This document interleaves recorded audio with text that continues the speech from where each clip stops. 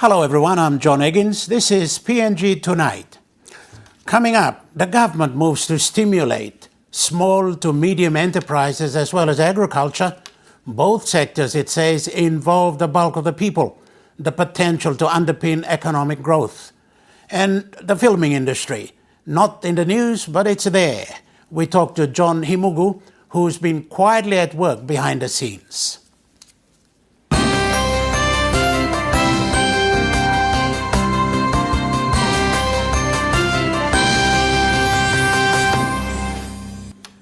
It's small, but the government wants to make it big. SMEs, or small to medium enterprises. The government says this sector is growing rapidly. It's lucrative and has the potential to underpin economic growth in Papua New Guinea. Dr. Seg1 reports.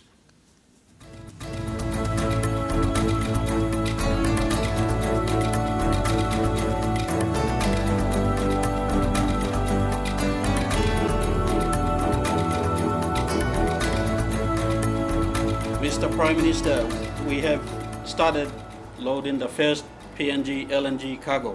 Over. Hip hip! Hooray! Hip hip! Hooray!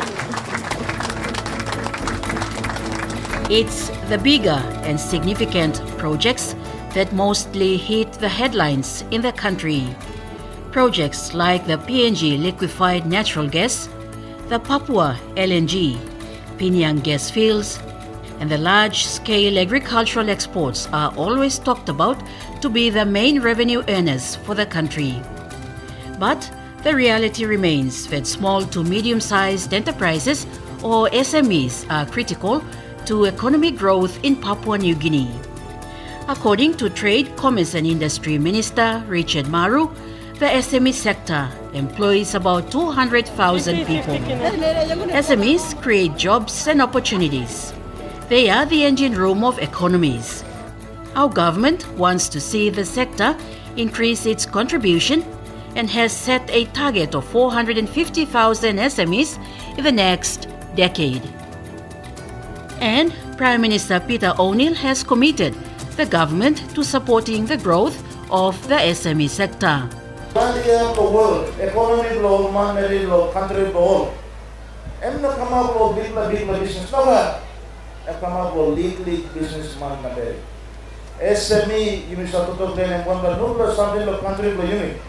Taso and ba come up na sensitive life lo yumi one. Our government is providing the avenues for you to participate in this.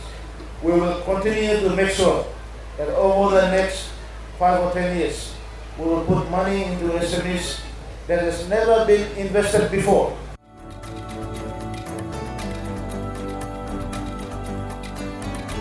During last year's launch of ANZ's Adult Financial Education Program, specifically for staff and owners of SMEs in the country, Mr. O'Neill stated, development of successful and sustainable SMEs in the country is critical to generating new employment opportunities and to spreading the economic benefits that flow from the large-scale resource developments back to the wider community. A vibrant SME sector will underpin skill development, entrepreneurial business opportunities, and deepen the economic base in cities and throughout rural areas. That's what Mr. O'Neill said. But is this sector receiving enough support? Most claim the level of support from various relevant stakeholders like government agencies are inadequate. One cabinet minister feels this way. Minister for Environment and Conservation and Climate Change, John Pundari, said it's a new year and it's time state agencies and their heads live up to the expectations of the government to support the SMEs in the country.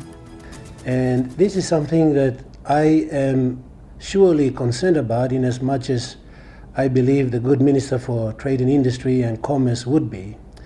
We have a very good Prime Minister who is focused, who is a transformational leader. He has set the direction for us. The government is heard, I believe, loud and clear by all sectors of the community, be it the corporate sector or the or the public sector for that matter. And it is in the interest of every one of us to doing the right thing and to doing justice for our own selves and for our own citizens of our country, in that we hear the call of the government, the directional leadership of our Prime Minister, and a good Minister of Trade and Industry and Commerce. As we go into this new year, I believe it's time for change. It's time to recognize and to give priority to our own national small to medium enterprises. Minister Pundari is concerned that SME opportunities that can be taken up by national participants are being given to foreigners. And it's a slap in the face of Papua New Guineans to see foreign companies taking over what some national firms can competently deliver. And it is about time, I believe, we started changing for the better. I mean, if you don't give opportunities to your own people and you allow the trend and the norm where we continue to hate and entertain foreigners taking on opportunities that would rightfully be for our Papua New Guineans, then we are just creating recipes for social disorders, civil unrest, etc. going into the future. A wealthier population means a wealthier country, and if you do not provide opportunities for your own people, if we aren't able to balancing and ensuring that our people partake in the growth and the development of our country, and we make them to be spectators in their own land, then we are creating bomb cells that can explode anytime. He clarifies Papua New Guinea does not need foreigners. Instead, it needs new capital investments in the millions by multinationals. What we need in the country is basically foreign direct investment that creates employments in the hundreds and that also helps encourage small to medium enterprises around our own Papua New Guineans. We need multinationals and the subsidiaries that can invest in industries that Papua New Guineans are unable to get started or get into themselves over the next 20 to 30 years or more. And the country does not need people who would be taxi drivers, street cleaners, garbage collectors, tea boys in their own countries to come into our country and take over from what would be opportunities for our own people. When we allow foreign elements to come in and take up these opportunities, what we find is that a lot of funds are remitted back to their countries. And if you put all these other foreign investors that are stealing opportunities from Papua New Guineans together, and you accumulate the bulk of what is being remitted out of the country by all these foreign elements, it also has an effect on your foreign exchange.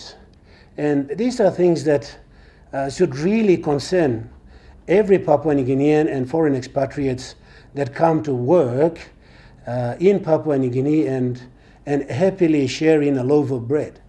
But I think we should ensure that and also know and challenge ourselves to allowing Papua New Guineans to enjoy the crumbs that fall off the table. And to devouring those crumbs as well, I think, is total injustice for Papua New Guineans.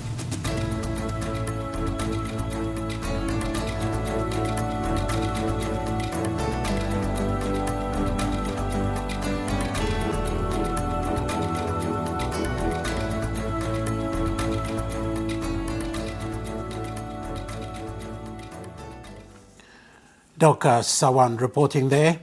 After the break, another sector that cushions the majority of the people, agriculture.